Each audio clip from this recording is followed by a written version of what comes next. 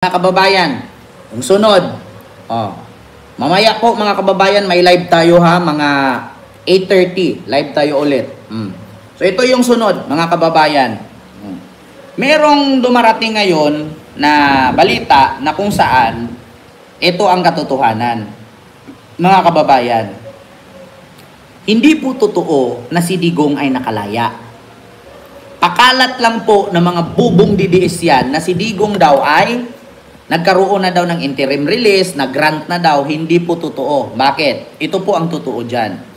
Galing po ito sa Politico page, Politico News, Politico page. Ang nakalagay po dito, mga kababayan, ayan, mega love shoutout po sa si Risa Force, ayan, mega love shoutout. Ito po ang nakalagay, relax lang, according kay Senator Trillanes. Ito ang sabi niya, mga kababayan. Sa Politico.com.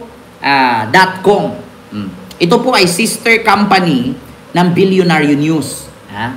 Relax lang. Trillanes says Rodrigo Duterte still in ICC detention as BP Sara raised health concern.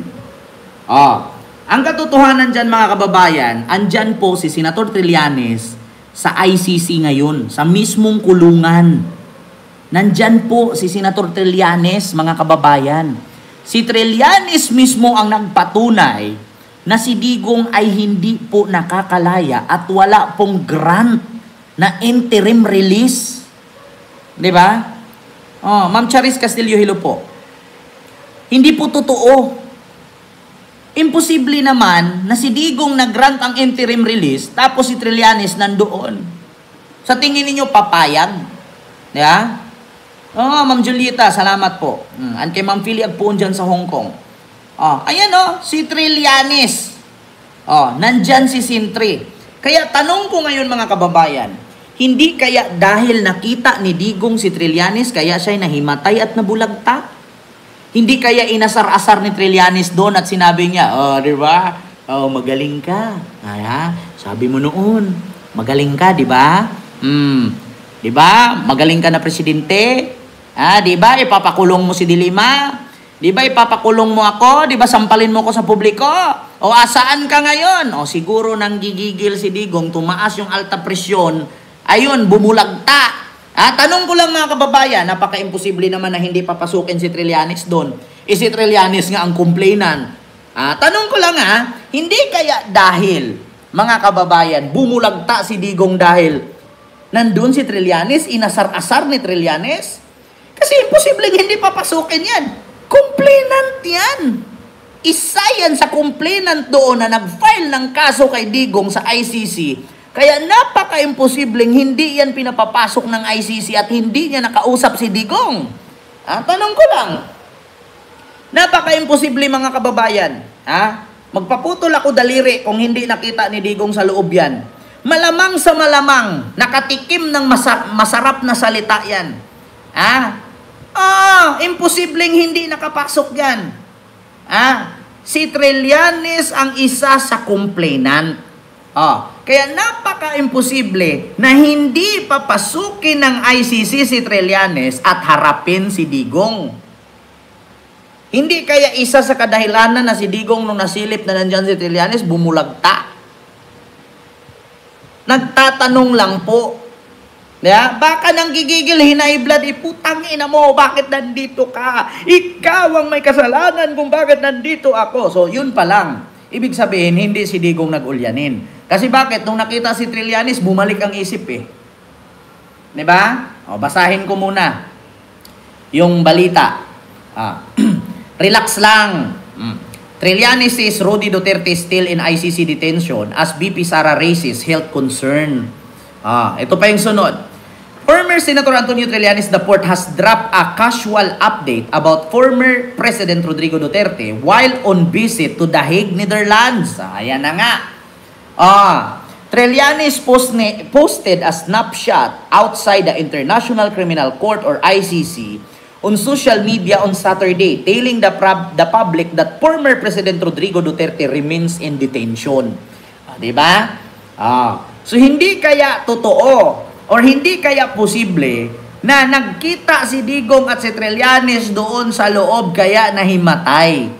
Kasi napaka-imposible mga kababayan.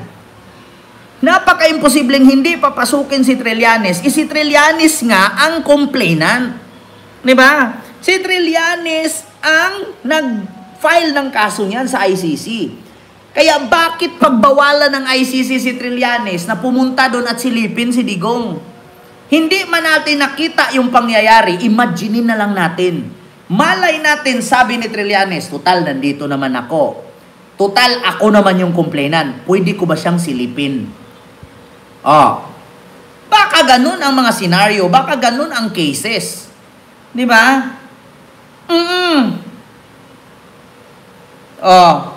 Meron pang nag-message, Kent, ang misis ni Marcoleta sa mga diskaya, sabit.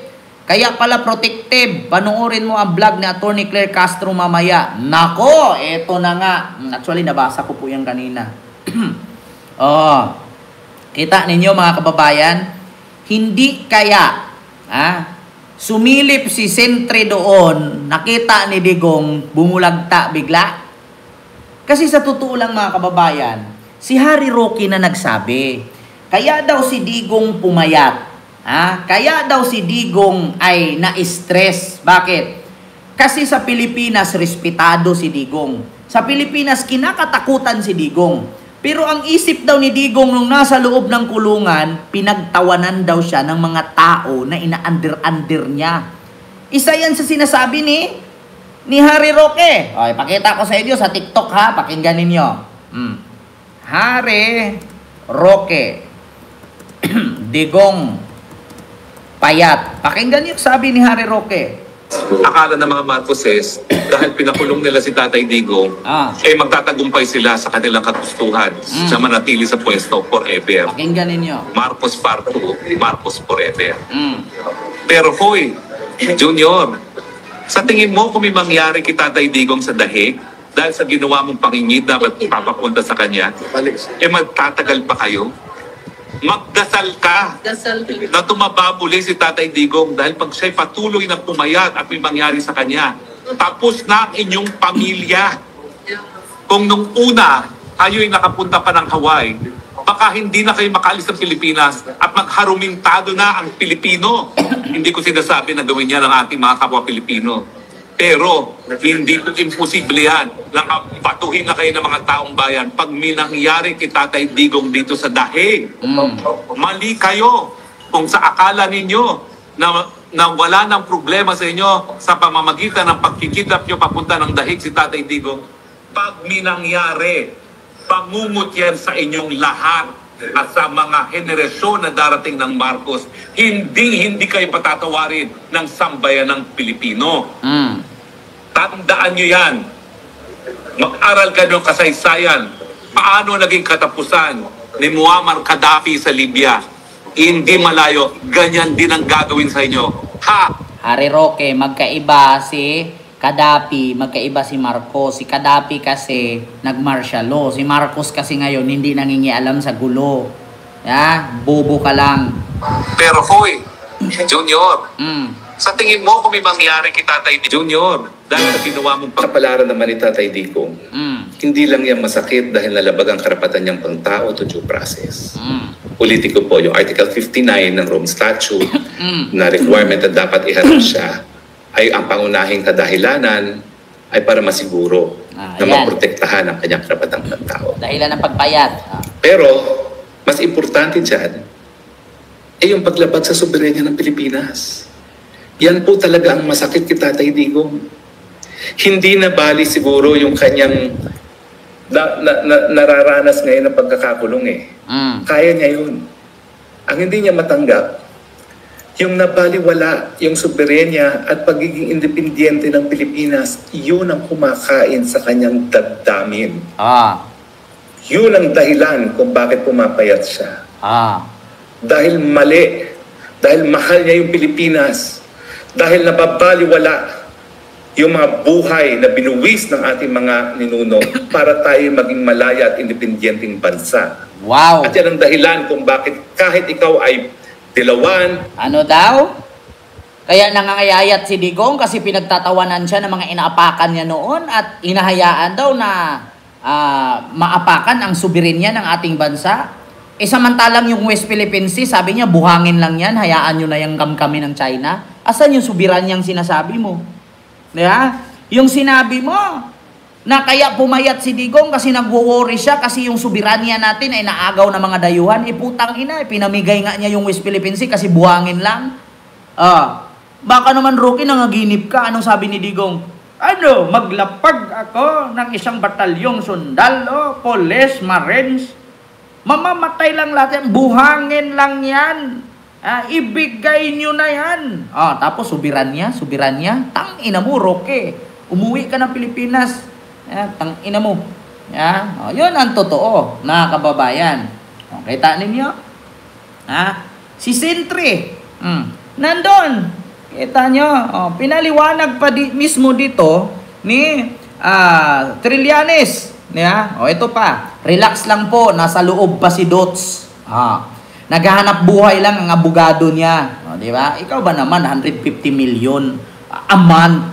Malamang gagawa ka na maganda. Trillanes wrote on Facebook. In social media post came after Vice President Sara Duterte blasted the ICC for the unjust and inhuman detention of her father amid his health condition. Citing information from the hospital sources, she claimed he was found unconscious in his cell, sa kulungan daw, and had to undergo medical test accusing the ICC for failing to keep himself. The family was not informed of the accident and no explanation was given. Diba? Hindi daw ini-inform yung pangyayari kay Digong na pagbulagta at nawala ng malay. Nakalagay pa dito, no explanation was given, sabi ni Sara. These alarming developments raise grave concern about the capacity of the ICC to guarantee the security and safety of PRRD. Ayan na. So, kung sabi ni Sara, wala daw explanation at hindi daw in-inform sa pamilya. So, ibig sabihin, nagtatanong lang po, hindi kaya nakita ni Digong si Trillanes, kaya siya inatake, kaya bumulagta? Hindi kaya si Trillanes, sinabihan si Digong doon, ayan ka, eto ka, ayan, hindi kaya ganon? Hindi kaya inasar-asar ni Trillanes doon, kaya inatake, bumulagta? Mga kababayan? Ay, nako, ito, ulitin ko napaka-imposibleng hindi papasukin si Trillanes at bisitahin si Digong. Si Trillanes po ang complainant. So malamang sa malamang, papayagan ng ICC pumasok yan kahit silipin lang, hindi sila mag-usap. Tignan nyo. Napaka-imposible naman. Kung tsaka mag-post si Trillanes, tsaka si Digong mabulagta. Katagal-tagal niya, hindi bumulagta. Tapos ngayon nandun si Sentry, tsaka nabulagta, hindi kaya na high blood. Hindi kaya nung nakita niya si Trillanes at sinabihan ni Trillanes, ito, hampasin mo ko microphone. Hindi makahampas. Nakulong. Baka ginanon ni Trillanes. Kaya inatake, bumulagta. Baka sinabi ni Trillanes, yabang ka noon, yabang mo. Ayan ka ngayon, di ba? Tingnan mo, kayabangan mo. Ayan, di ba? Ayan. Ayan bumulagta. Tumumba. Tumba. Ayan, baka ginanon-ganon ni Sentry. Di ba? Kaya bumulagta. Inatake na nga nung papipirmahin lang ng Weber. Gumaganon na nga. Ay sus, gumaganon nga Doon pa kaya, baka ginanon ni Trillanes, nakulong. Kumusta Dots? Kumusta buhay? Okay ka lang? Nakatayo ka lang, kalulo ka pa. May pintanil pa ba dyan? Baka ginanon, wala na. Yung jowa mo, kinuha na ni Ipe. Niyakap na ni Ipe, durog na. Wala na, inamoy-amoy na ni Ipe. Yung bagoong ng jowa mo, inamoy na ni Ipe. Bumulagta. Yan. Yung anak mo, di naman nanalo yan. Yung anak mo, may imbestigahan yung 51 billion. Diba? Kita ninyo. So yun lamang po mga kababayan, yung ating live ngayon. So, mamaya, live tayo ulit ha. Abangan nyo po yan. Ako, ang daming ano ngayon.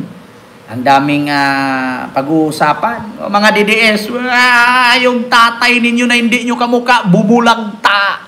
O, ano ngayon? Mga DDS, yung tatay ninyo na hindi nyo naman kamukha, bumulagta. Nako, baka sunod yan. Pag bumulagta yan, bagok yung ulo niyan, patay. Wag na kayo mag-expect mga DDS, mamamatay na yan si Digong. Mamamatay na talaga yan. Buti nga kanina siguro bumulagta doon lang sa higaan. Paano kung sa sunod bumulagta at napalo yung ulo sa sahig na bagok? Patay! Kaya magdasal kayo. Wag sa Panginoon. Sa iba na lang. Minura ni Digong eh. Ibang Panginoon, tawagin nyo si Abraham. Doon kayo kay kay Poseidon. Doon kayo kay Leonidas at kay Hercules. Doon kayo kay Zeus. Doon kayo magdasal kay Zeus, wag kay Jesus kasi minura ni Digong eh. Manalangin kayo sa mga puno ng balite, di ba? Sa mga malalaking puno ng akasya. Doon kayo magdasal. Tapos sabihin nyo, sana sunod, hindi mabagok. Sana tuluyan na. Yan, kita ninyo. Ayan, mga DDS, tatay kayo ng tatay, hindi nyo naman kamukha si Sarah. Ayan, kapal na mukha ninyo. So yun lang mga kababayan, maraming salamat po. Kita po tayo ulit mamaya sa ating live, 8:30. Ayan, maraming salamat. Sa puno ng balite kayo magdasal mga DDS. Doon sa mga malaking puno ng akasya, kaya malay nyo, mayroong pokyutan, pag nakagat kayo, dininig na ang panalangin ninyo. Lord, sa puno ng akasya, kung sino ka man dyan, kung may kapri man dyan or may agta, ipagdasal nyo po si Tatay Digong na sunod atakihin, hindi mabagok. Kapag kinagat kayo ng pukyutan, ibig sabihin, dininig na ang dasal ninyo sa puno ng balite. Kasi hindi naman po pwede magdasal kay Jesus, minura ni Digong eh. Bawal na kayo magdasal kay Jesus, minura na niya ni Digong. Diba? Diyos ko. So yun lang. Maraming salamat po mga kababayan.